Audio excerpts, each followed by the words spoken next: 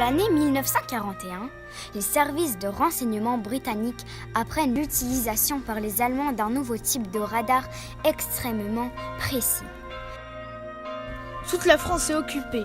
Tout a l'air normal dans ce petit village de Normandie. Pourtant, en y regardant de plus près, de courageux résistants organisent une mission top secrète.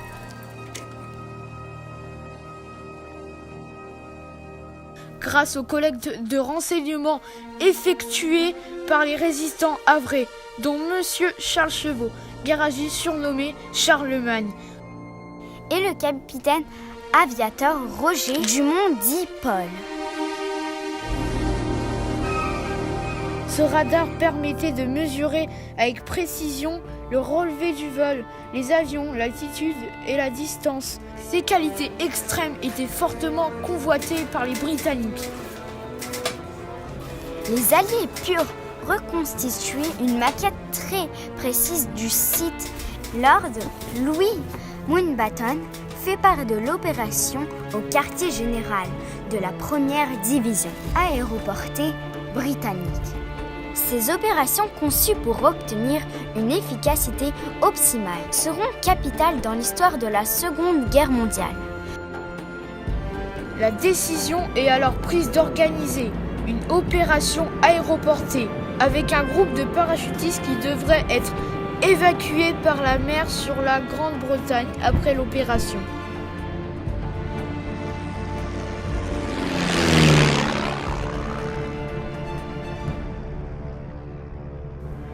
Les vents violents de la nuit ont séparé les deux bataillons.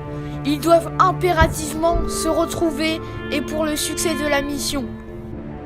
Il faut qu'on retrouve les hommes de Frost. T'as raison. Le premier bataillon, commandé par le major J.D. Frost, est chargé de ce raid codé Opération Beating.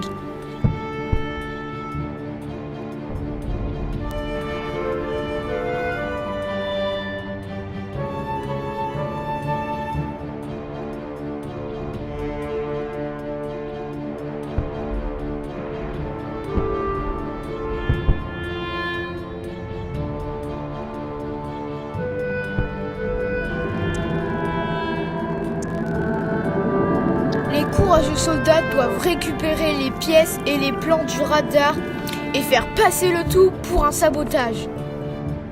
Ainsi, l'opération Beating sera un succès total.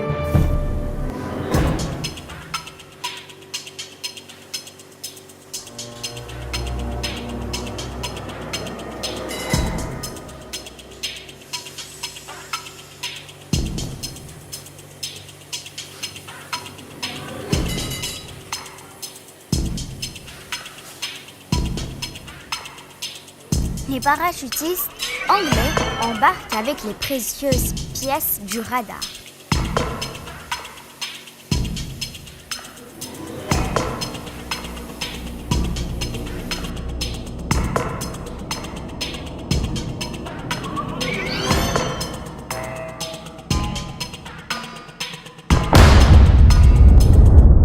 Le major J.D. Frost prit donc contact avec le commandant Cook de la marine australienne, dont la tâche serait d'assurer l'évacuation des parachutistes depuis la plage de Bruneval. L'opération Beating est un succès.